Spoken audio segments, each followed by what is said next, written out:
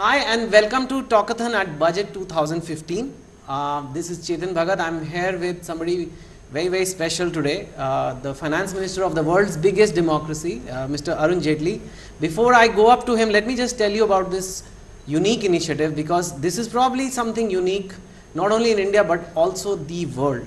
Talkathon is a platform which connects virtual space to physical world. So today we have the budget of the world's biggest democracy has been out by a new government, and the finance minister is here, and he'll be answering questions not just of the press but of common people, of students, of youth, of anybody, senior citizens, anybody who's in the virtual world and who has hashtag #AskYourFM. He will answer the questions. I must say I've lived in many countries, sir, and this kind of thing has not happened. So congrats to the IB ministry and yourself to do it. Because here it is, a man who managed a budget of 17 lakh crores. Just to give people an idea, how do you even, visualize that kind of money, 17 lakh crores? See, theoretically this amount should have been much larger, but for the report of the 14th Finance Commission. The central government collects taxes from people. It doesn't merely collect for itself, it also collects for the states. Okay. And the Finance Commission decides what percentage is to go to the states. And this time the 14th Finance Commission decided, and in my view rightly so, that the states in India should be co-partners in development. And therefore, in addition to what the states themselves collect, they decided, as against 32%, to give the states a jump of 10%, 42%. In addition to 42, they get it for municipalities, for panchayats, they get some money for disaster relief, and then the 11 revenue deficit states get money. So the states get their own money and they get 47% of what the center collects.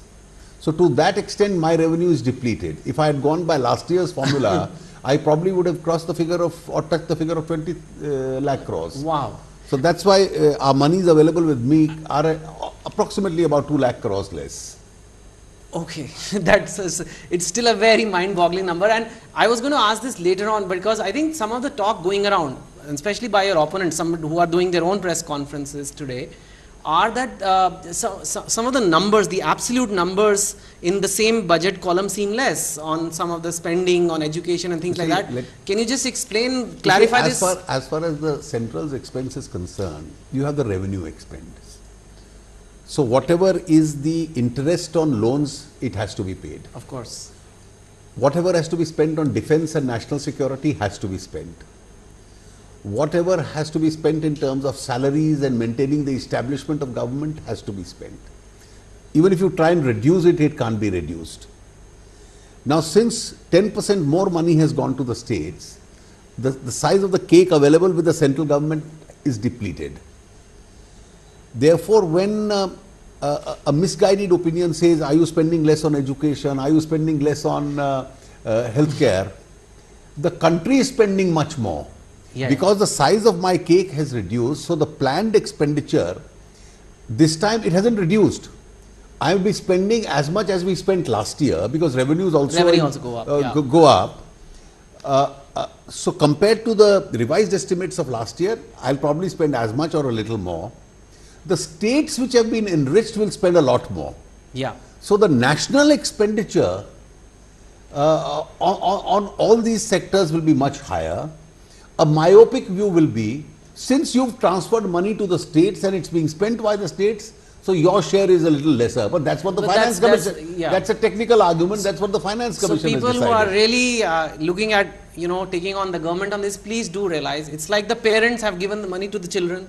They are building. And today both are spending. Today both are spending. So the collective spending is much higher. So the children can't tell the parents, but you didn't buy me a gift, but they also gave you the money themselves. So that's largely the thing, and that is why I think a lot of experts have praised the budget also. There is some criticism too.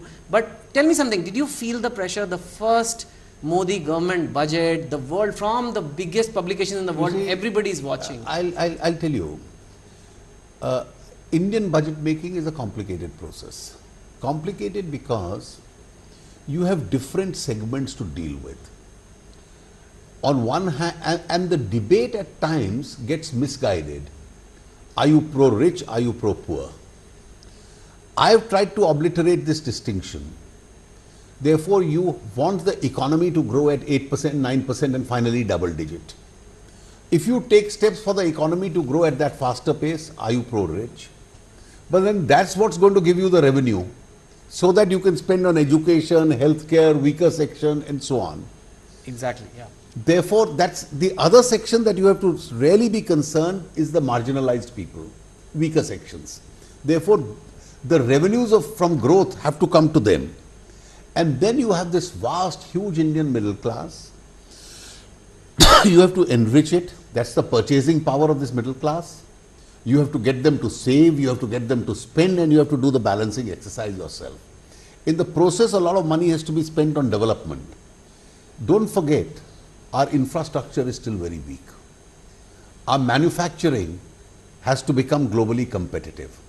Therefore, to spend on infrastructure, to spend on manufacturing, to get revenues by expediting growth rates, and then to divert those resources to the poor people.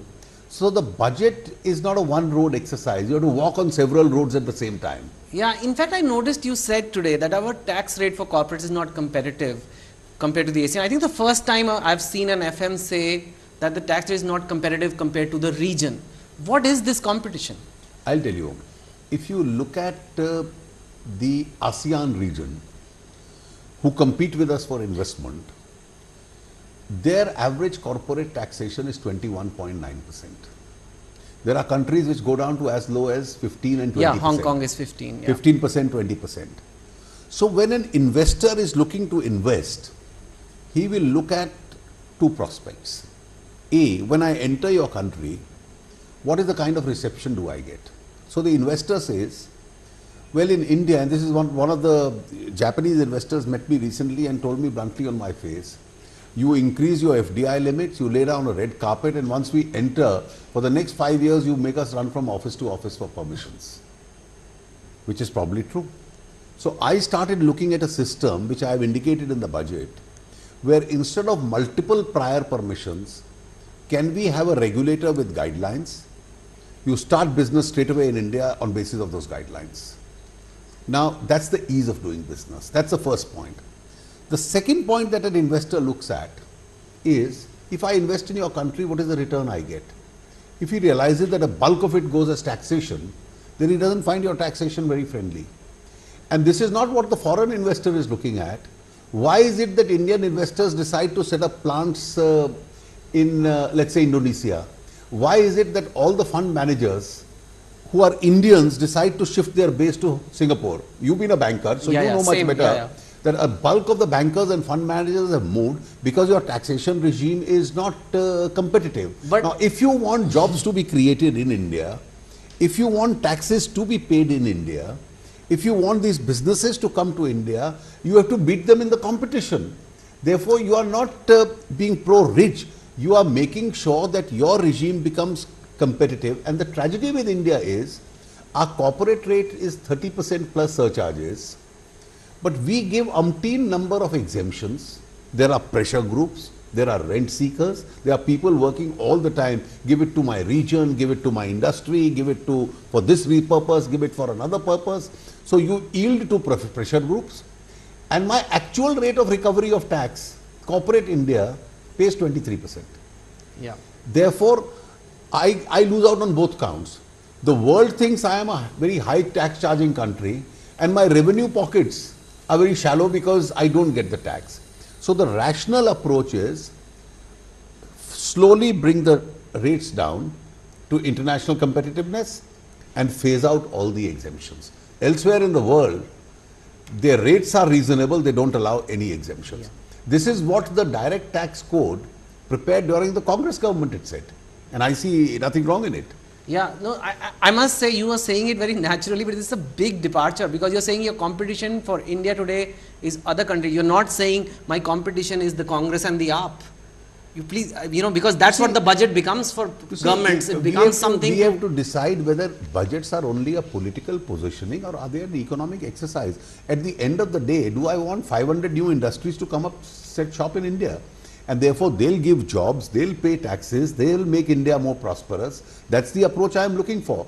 And therefore, a narrow approach that on paper I put a very high rate of taxation, but nobody comes in to pay me that tax. Correct. So that's therefore I have to decide which approach I must follow. Okay. Now we go to the sea out there of people, India which is watching this, India which is typing in their questions. So these are not my questions, so they are pretty much unfiltered. So they could just come from anywhere and any kind of question. So let's just go for it, right? So this person who goes by the Twitter handle Yeda Yogi, I don't know what his real name is saying, why didn't the FM increase the exemption limit, which he wanted about a year back? There you go. There's some old article of yours, I think you wanted the IT slab at 5 lakh at that time. He's dug it out. Ideally, at today's level of inflation in India, if you want to put more monies in the pocket of small people, small earning people, we have to raise our limits. Now today my fiscal capacity doesn't permit me to do so. So last year from 2 lakhs, I raised it to 2.5 lakhs. I gave other rebates also. For instance, the housing loan from 1.5 lakhs, I raised it to 2 lakhs. ATC exemptions, I raised it from 1 lakh to 1.5 lakhs. So I am giving relief the other way, because the route that I am following has 2 distinct advantages. So this year today, I gave 3 or 4 distinct, I gave relief in terms of medical treatment and health insurances. As a part of my commitment to social security, I want as many people in India to have a health insurance, because the worst thing that a man with limited resources can happen to him is to fall ill and go to a hospital. The second, transportation. We are giving paltry amounts to our taxpayers where the cost of transportation has gone up. The third is a very important thing I did. I again permitted a 50,000 rupee deduction under section 80CCD for those who invest in the national pension scheme. Now, what is the common thread of 80C, housing loan or insurance scheme? That I am asking taxpayers, I'll give you a tax incentive, which in other words mean the revenue will pay. The revenue will pay. Please invest in savings. Please invest in health insurances, invest in life insurances, invest in pension schemes, invest in provident funds, invest in a house so that you repay back a loan. Now, most of these investments increase the savings limit as far as the country is concerned. India had a savings, domestic savings of about 36%. We are now 30%. So I wanted to go back to 36%. And these savings are useful for your future. That is in the case of pension when you retire. Yeah. How long can India be a pension-less society? India must become a pension-less society. Therefore, I am giving them tax relief in this manner, where they save for their future, and their savings becomes a national investment, because all these savings in the pension funds, etc., go on for building roads, they go on for building power plants, they go on for building ships and for ports and for various other purposes. Yeah. So this is a far better methodology that I have found. The net effect is the same. 4.4 lakhs, I think, is already there. And today I have taken it. It's a 2 lakh increase in my 2 budgets. That today it is 4.44 lakhs or a little more than that. If you avail of every exemption available, this is what you get. So a person with 7 lakh income, forget 5 lakhs, if he avails everything, he doesn't have to pay tax. Yeah, I mean, even 4.4 lakhs, that's like, almost an income of 40,000 per month. And you can, if you plan it properly, you can get away with very little tax. People at that level won't have everything to save, because they'll need something for spending also. I quite appreciate that. But let's say somebody with a but they'll be in a very low rate. There'll be a 8 or a 10 lakh, somebody with a 10 lakh income who's a reasonable middle class in India, is in a position to buy a house, pay his interest on his EMIs, pay for a pension scheme, pay for a provident fund, pay for his children's education, pay for his transportation, and then get deductions, and then only end up paying a nominal amount of tax. Okay. Another one, and again, a little, this is Bhavesh Jha, and he's putting it like this: why are you making MGNREGA a bigger disaster? I guess that's his view, by allocating more funds to it. You see, You can be critical about the manner in which a scheme runs. I've been critical of MGNREGA, that MGNREGA should also be asset creation. But at the same time, the reason I allocated funds this year for additional funds for MGNREGA is not merely because the Congress party said you are abolishing it and we said it's false, we are not doing it, or I shut up that whole criticism. But this year, on an actual academic study, the economic survey yesterday says so, and my budget speech says so, that we are worried on one of the challenges is that rural wages and incomes have actually not increased. They've increased, but increased very marginally. Okay. And therefore, in the rural areas, it's necessary to put in more money. Therefore, to up the rural incomes, since MGNREGA, rightly or wrongly, is an ongoing scheme, there's nothing wrong in investing in it, because then it adds to the livelihood of those people. So just because Congress started it, I must look at it grudgingly. I don't believe in that. I have to up the rural incomes, and that upping of the rural incomes itself will help the economy. In fact, your opposition there's been a lot, right from the land bill. There has been this, their constant narrative that they are trying to build is anti-farmer, the government doesn't know farmers, doesn't care about farmers. I mean, how does that make you feel? I mean, well, according to me, if there is anything which is anti-farmer, it is the 2013 land bill. This land bill prevents creation of any form of rural infrastructure. It prevents rural roads. So, Pradhan Mantri Gram Sadak Yojana is gone. Rural electrification and irrigation, rural housing. Now, for all these activities in the rural areas, you need land. Of course. None of these are an exempted purpose. Now, the ordinance which we have brought in, we've said, you can, by paying 4 times more than the value of land, get land for this rural infrastructure. And those who are opposing it want to oppose the creation of rural infrastructure. Second, one of the purposes for which we have exempted it is affordable housing and housing for poor. Now, affordable housing is an apartment of 800 square feet and housing for poor. Urban people by and large have a pakka roof on their head. It's the rural migration which is taking place around the cities where people need houses. You need houses for poor. These houses for poor are not developed by these big city builders. Yeah. They are developed by agencies that the government creates. You are opposing acquisition of land. That housing needs land. So any reform we want in terms of rural infrastructure and in terms of housing for the poor, those who oppose the improvement in the quality of life of the rural population will say, well, we are pro-farmer, and yet do something which effectively goes against his interest. Okay.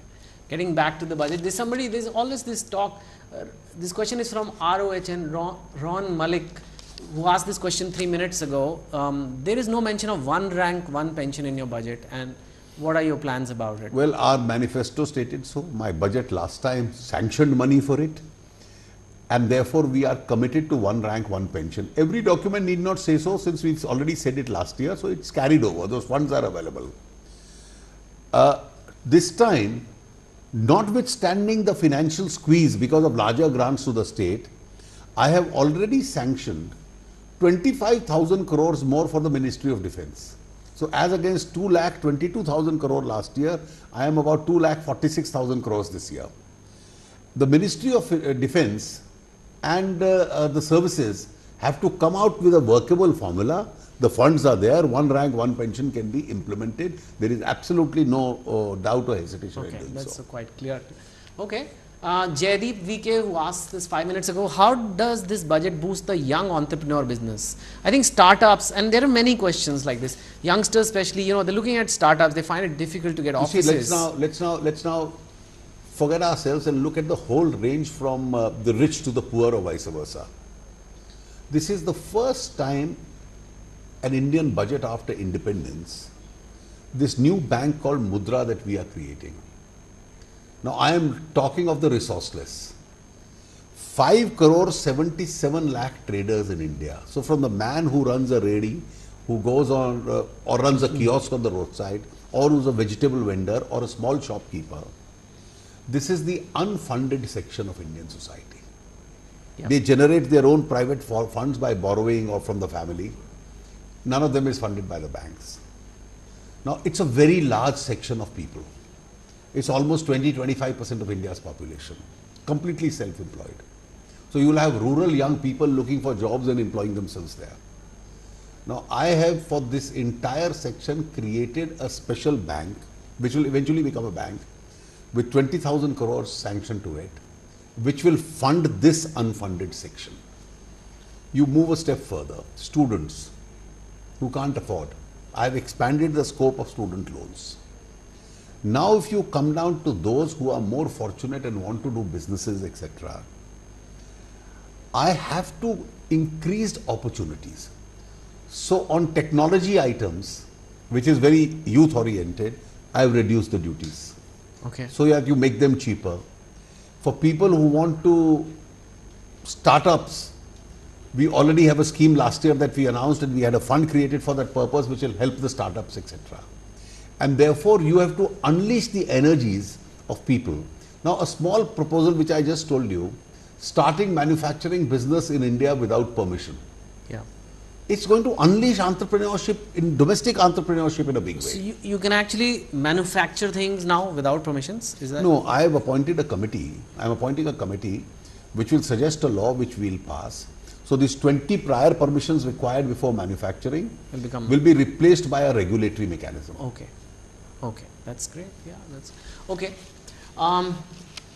Saurabh Kesri asked this 8 minutes ago, and I think infrastructure has been a big push in your budget. How do you see the growth of infrastructure market post your budget? Won't it help big companies only? Well, what is infrastructure? I'll start with just the illustrations. Railways. So from railway stations to trains to toilets to food in the railways, is it going to help big companies? Highways. The builder will be a company, but today we don't even have builders left in this country because the manner in which the UPA managed the National Highway Authority, it's in a bad shape. So if the Highway Authority is unleashed and it starts functioning, hasn't it made traveling by highways and roads our life much simpler in India? Yeah. Power sector. The producer will be a company, but if India becomes surplus in power, who benefits? The individual citizen. So irrigation and ports. So these are the 5 areas that I have earmarked for special attention, each one of which, if it develops, helps the average citizen of India, it increases opportunities for him. Yeah, there is this, in fact, you mentioned it a few days ago also, let's not make industry a bad word. And there's this sense that there is a win-lose always. If it's either the big company winning or the common. Well, I have always believed that this debate in India is purely misguided. It was earlier misguided by the left parties, now it is misguided by the Congress party. If you are, for example, on the land bill, the biggest scandal is that you are going to acquire land for infrastructure or for industry. So I said in Parliament, why do you make infrastructure or industry a bad word? If infrastructure grows, industry will grow, India's revenues will grow, the poor are going to get jobs. Now look at an area like tourism. So we relate tourism to the rich. But 11% of world population is employed directly or indirectly through tourism. So every time you have a hotel created, there is one job inside the hotel and there are 4 jobs outside the hotel which are created because of that. Yeah. Now the rich man spends on tourism, but the poor get jobs on tourism. Of course. That's how the system functions. And in that I noted something, 150 countries will get visa on arrival. That's almost the entire world. So we are basically opening up. 9 months ago in my first budget, I mooted the idea of e-visas and visas on arrival. Today we are issuing only 1,000 visas a day in India, e-visas. Just 1,000. And I read figures last week that in the last 7-8 months, there is a significant hike in the number of arrivals into India. Therefore, what have I selectively done? I have said we'll keep expanding it on all airports to 150 countries. So getting into India becomes easier. When you get into India, where do you go? That's the next question. So we have the beaches, we have the resorts, we have the mountains, we have the forests, we have culture, we have religion, we have everything that constitutes tourism. So of the 25 World Heritage Sites in India, this year I have selected 10. And I said, I will give money to the culture ministry for these 10. Please build a complete infrastructure around these. Next year, hopefully, I'll give money for another 5 or 7 and develop these 25 World Heritage sites in a big way.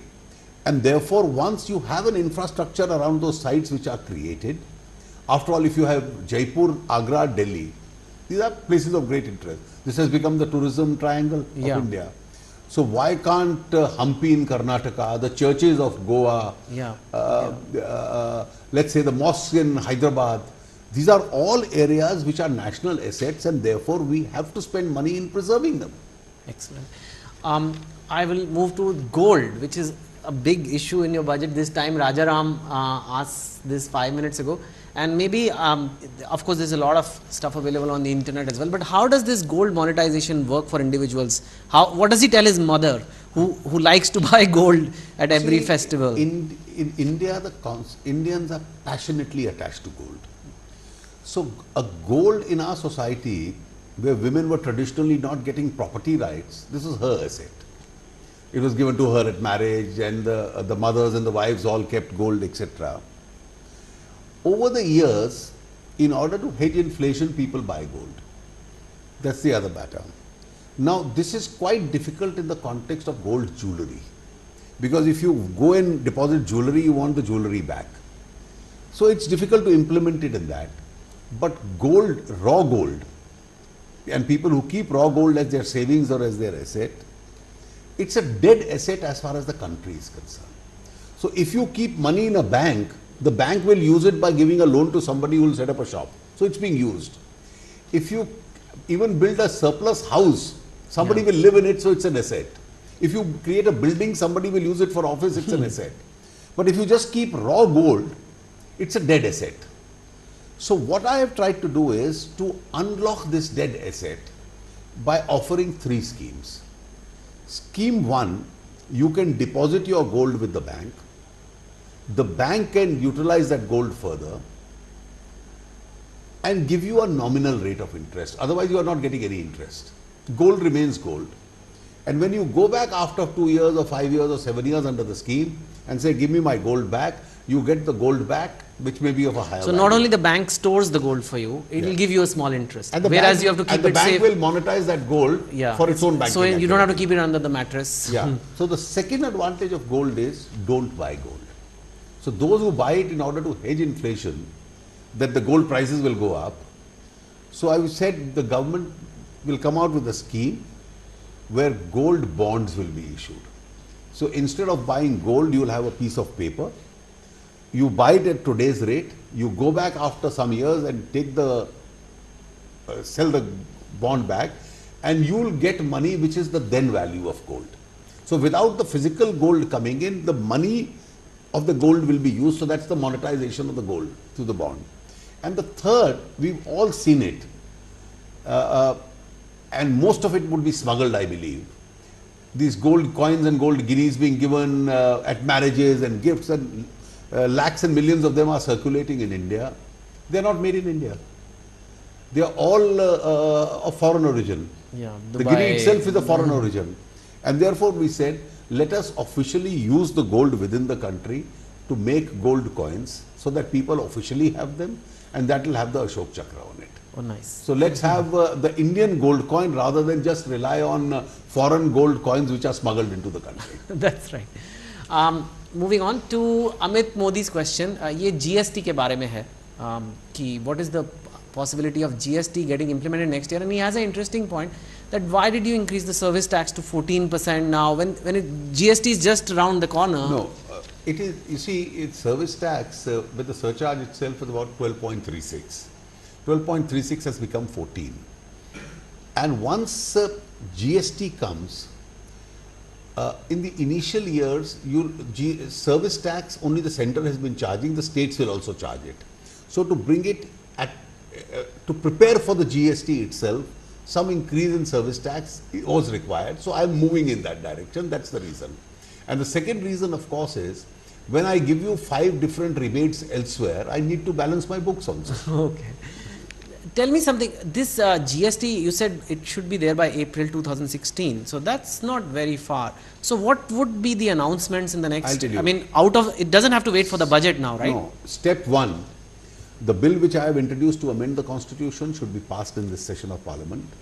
If it is passed, the GST empowered group of ministers will need a chairman, because Mr. Rathar, who is the former J&K minister, is no longer a minister, so we'll need a new minister to head them.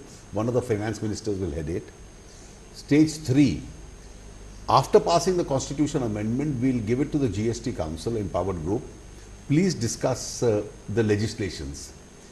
There are 3 supporting legislations under the constitution amendment which has to be passed. The amendment would be ratified by the states, and these 3 bills which will be passed by parliament in the states, and then you need the IT infrastructure, or the backbone as they call it, for GST to be ready. The professionals who are working on it, they say they are in a fairly advanced state of readiness.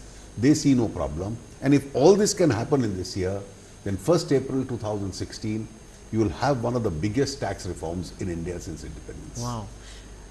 You said there is a passage of a bill, and do you expect the opposition, do you have any word for the opposition right now, because this bill seems to be pretty crucial for India? You see, I think it's extremely crucial for India. This is a bill that the Congress party itself has mooted. We have consulted all the states. Almost all the states are on board, and I hope it's passed. You don't expect any... It's not a political issue. It's a fiscal reform in India. And I think all parties should put their heads together, particularly when we've been looking at these fiscal reforms from a non-partisan. In fact, the biggest beneficiaries of the 14th Finance Commission and my budget today are the non-BJP states. Yeah. You see, the Prime Minister said that eastern part of the country needs to be developed. Now look at Bihar. Bihar doesn't have mineral, so it's not getting coal royalty. Yeah. How does industry get in? So I have extended the Andhra package to Bihar. Okay. To make sure that the people who invest in industry in Bihar get some tax rebates. Is there any sense of what the GST level would be yet? You see, the rate at which it will be charged, I think the GST Council will have to decide that. Okay. Okay. Good. Good. Okay. Abhay Singh asked this. What is the roadmap for housing for all by 2022? What is my participation if I want to as an architect or as a citizen? You see, this is the activity in which the center and all the states together will have to participate. We need 6 crore houses, 2 crore urban and 4 crore rural to come up by 2022, which is just about 7 years away. And the biggest resource that you require for this is land. Therefore, the Ministry of Urban Development has come out with a fascinating proposal where you use land as a resource and you give an enhanced FSI on the land which is to be used for housing for all. Therefore, your buildability is a little more, and that little extra buildability also provides revenue. And now with its resources, the center and the states will both have to put their heads together to construct this housing. Okay. And you'll have to have at that rate almost close to 80 lakhs to 1 crore housing per year. Okay. Speaking of land and land, one question that's from my side actually. You know, just as you divest in PSUs, there is a lot of government entities which may have surplus land somewhere, and land sales can also be a source of revenue for the government. Many countries it is, Singapore, Hong Kong, many. Has that ever been something that a land sale program which will can be a sizable chunk of revenue? Well, whether it's land sale or land exploitation, yeah, or the potential of land being harnessed and fully utilized, I think I'd rather look at it as the potential. And therefore, if you have surplus land, use the FSI on that land. FSI is also money. Correct. And therefore, that can be converted into a resource. Okay, just sell the FSI. Okay. Ashish Jain asked this, why is GAR implementation deferred? I guess he means deferred.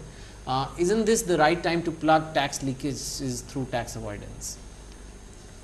You see, there is some merit that you can have in the GAR argument, because the general rules of avoidance have been now redefined globally.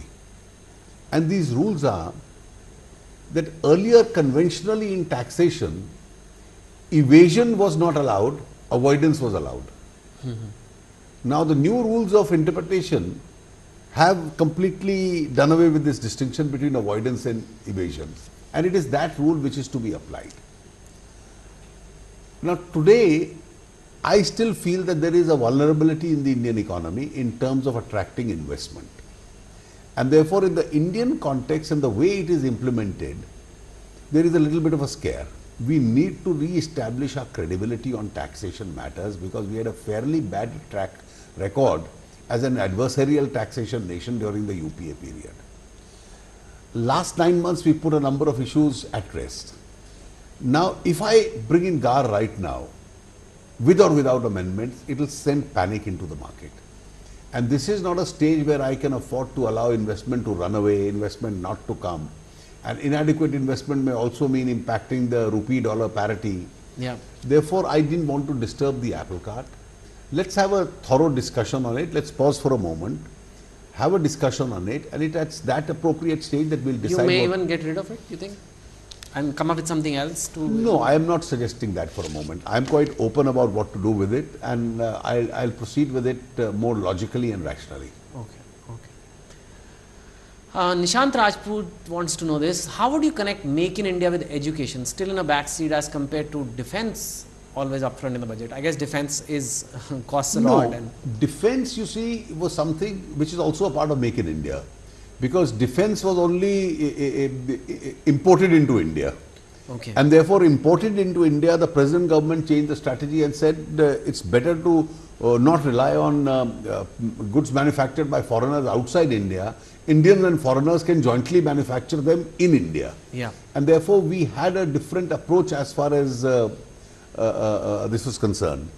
Now, the result of this is that as far as Make in India is concerned, it will depend on A, infrastructure, B, it will also depend on availability of capital, C, on ease of doing business, and D, on what your indirect tax structures are. And that is why, to help Make in India, I have reduced duties on 22 items which are raw materials. Yeah. Okay. Therefore, our inputs should cost less. Okay. Super Tramp King within asked this. I think you have proposed this. Why not make tax evasion a criminal offence? And actually, I would like to add a side question to it. You said there was an impression that it's become a very tax adversarial government. So, would making it a criminal offence have the other effect where the taxman has too much power? What we have done today is not in relation to domestic violation.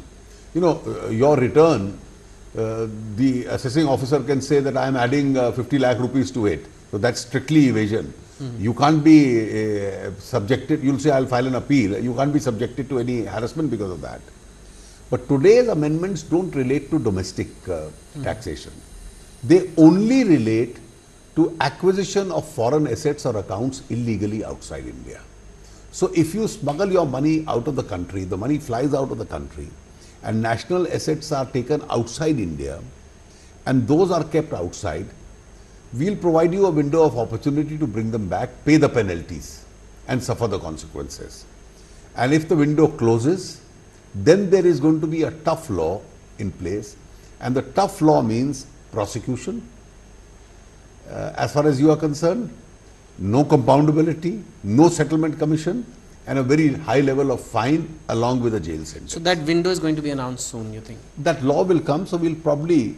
One of the factors we have in mind is to announce. But what about, like, in fact, many of people ask me this, that what about the NRIs who are moving back to India? They have assets abroad. They have, that's a non-issue. This only applies to illegal assets. The NRIs assets outside India are legal assets. And once they move back to India, that's all fine. You see, if they declare it to the Reserve Bank and keep the, for instance, sitting here, you can own an apartment in New York with the RBI permission. But if you did it without the RBI permission, it's only then that it becomes illegal. Okay. Or if you moved money from here and then... And opened an account surreptitiously there without an RBI permission, it's only then that will apply. It's only law violators who have to worry. Okay. But if you are an NRI, you are working in a bank abroad, that's fine. That's fine. You see, it's only on illegally held money. It's not on legitimately held money. Yeah. If you earned your money and you can show how you earned it, that's fine. Okay.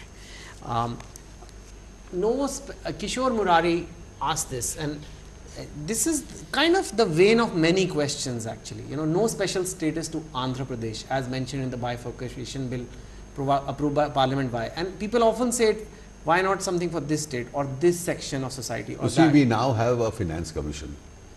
Various commitments have been made to the state of Andhra Pradesh at the time of reorganization. Now you have the finance commission.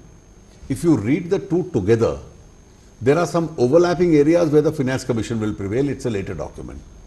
But where the finance commission doesn't deal with it, we stand by every commitment we have made to Andhra Pradesh in the bill. And therefore, we've already paid some of the monies. In fact, Andhra has to be given money for revenue shortfall. The Finance Commission has already provided for it. Andhra has to be given money for the creation of a new capital. We'll fully support them. Andhra has to be given some incentives for industry. I've already announced an investment allowance and an additional depreciation if you invest in Andhra. Okay. So there is a lot of steps done. There's a question by Lord Emsworth who says, while there is a lot of black money stashed abroad, how do you propose to stop the further generation of black money in India? I mean, while some money abroad, you want to bring it back, how do you make sure that more is not generated? If you closely read between the lines what I have said in the budget today, Benami Act being legislated in India. So if you hold it Benami, you lose the asset. 2, cash transactions beyond 20,000 in property prohibited. PAN number necessary in all transactions. And then I have put a paragraph, I am still to work out that scheme, that eventually now that even the weaker sections of society have a rupee card because of the Janadhan accounts, can we consider turning India into a society which transacts in cash very little? Elsewhere in the world, as societies grow, you become cashless, it's a credit card society. So in India, since even the weaker sections have a debit card, can we incentivize the use of the debit card? Okay, so you would like us to move to a more cashless society, even with mobile phones today. Even if you don't have a card, most mobile phones now are getting smart pay technologies, mobile wallets. That'll all in the next 5-7 years, it will all contribute to it. So you're hoping that once the cash moves, that's the direction in which you have to move. Okay, okay. Rohit, which is Gupta Rohit 93 asked 5 minutes ago that India will still spend $2.27 trillion. I don't think it's dollars, I think it's rupees in subsidy. Basically, subsidy amounts are still similar to what the UPA had. So he's asking, what's the difference then between UPA and NDA? I'll tell you. We believe that the poor in this country need subsidy. So the idea is not to eliminate subsidies. The idea is A, to plug leakages in subsidies, and B, make sure that the non-deserving don't get them. It's only the deserving who get them. And now petrol has been linked to the market. We've linked diesel to the market. Now your LPG is the third round of change which is coming about, which is going into the bank accounts directly. Today I have announced that people who can afford it must voluntarily give up their LPG subsidy. Already about a couple of lakh people have given it up. Now we want to take this figure into crores. And therefore, once we are done with, the next item we look at is kerosene. The poor are entitled to kerosene, but are the non-deserving entitled to low-cost kerosene? So all these questions will have to be addressed one by one. Okay, so you're just targeting. There used to be, in fact, earlier on, I remember when I was growing up, budgets used to be jam is more expensive, pickle is cheaper. You know, you had that list and everybody in the evening would discuss, "Arey, ye sasta ho gaya, ye mehenga ho gaya." You've kind of not gone into that too much. Was that conscious? I think that trend has been increasingly coming down. A budget is essentially a policy document. And therefore, even the items which you tinker with are essentially industrial production items. So you have no desire to be Santa Claus? Well, I think it's only in the context of some kind of products you can intervene, not every. But you never felt that political pressure. You never, when you did it, you really did it. I'm doing this for India, I'm managing India's money. You did not take the political thing. How much does that, how do you switch hats? Well, you always have pressures, but the idea is eventually you are dealing with the public exchequer, and therefore objectivity will have a role to play in that. Okay. Okay, Shiva Prakash asked this, sir, there is no mention of river interlinking, which I feel is important to boost agriculture and to stop rural migration. Well, the Department of Waterways is dealing with these issues, and therefore it's a part of their programs. It's been mentioned several times, need not repeat it every time in the budget. Okay. Okay, let's see some more here.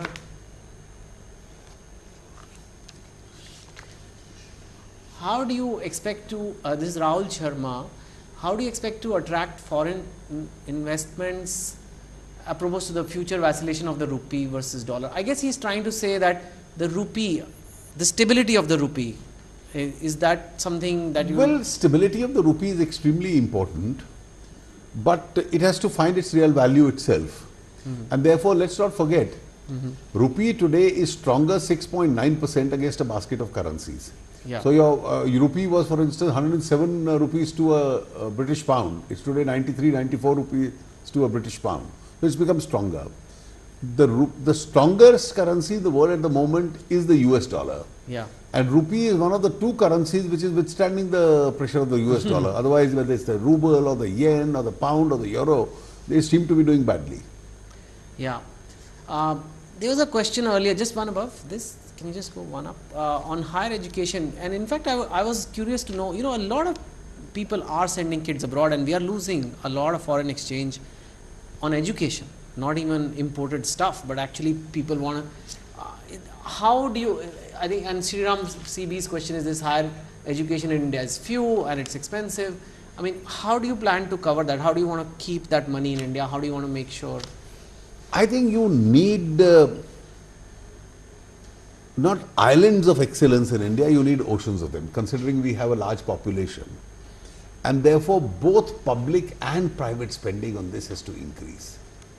I personally don't mind if we collaborate with some of the best institutions globally, our institutions set up shop there and vice versa, because it's a human resource that you can turn out.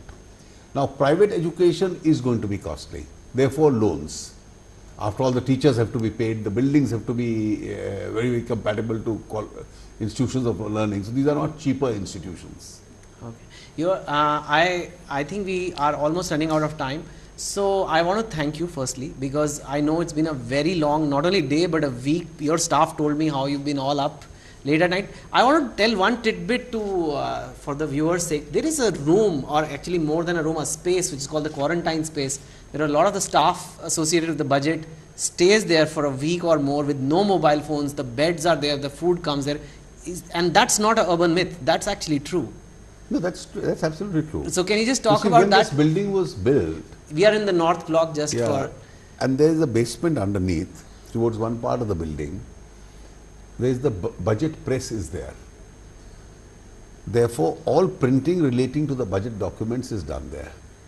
And since we have the old convention from the British age to maintain secrecy, once all the proposals are filed, about 10 days before the budget, there's a large number of staff members at various levels who go in there. They eat, sleep there. They work on their computers. No mobile phones are allowed. This year they've been allowed a television there. They only get newspapers in the morning. There are bunkers like a railway compartment where they sleep. And they work round the clock on the budget documents. And when the finance minister finishes reading his speech, they are all let off. Yeah. So you have to have a doctor in attendance because there are a large number of them. Their food is brought every day from outside. And there are a very dedicated lot who've been going in there. Yeah, so who would have thought that the government jobs are boring and budgets are about just accountants sitting? There is a lot of adventure here too. Well, thank you so much, Mr. Jaitley, for giving us the budget. It's hard enough for us to manage our household budgets, but you've managed to bring out a budget which I think at least all the channels I was watching, all the experts have been giving very good reviews. Does that make you feel good? That is a relief? Well, it's a satisfying experience because ultimately these are all monies being spent for a larger public good. Yeah. And I think the main focus is, this is just a document, but your broader vision to see India grow, to see India become rich, to have growth rates, to have all sections of the society progress. It's a very noble intention, and all your efforts, I hope they come to fruit and we all see that. And thank you once again. And thanks to the INB Ministry for, I must say, the unique initiative. I think in the world, this doesn't happen, that the FM presents the budget and talks to common people straight away, and it's happening in the world's biggest democracy. So thank you so much, IB Ministry, for this opportunity.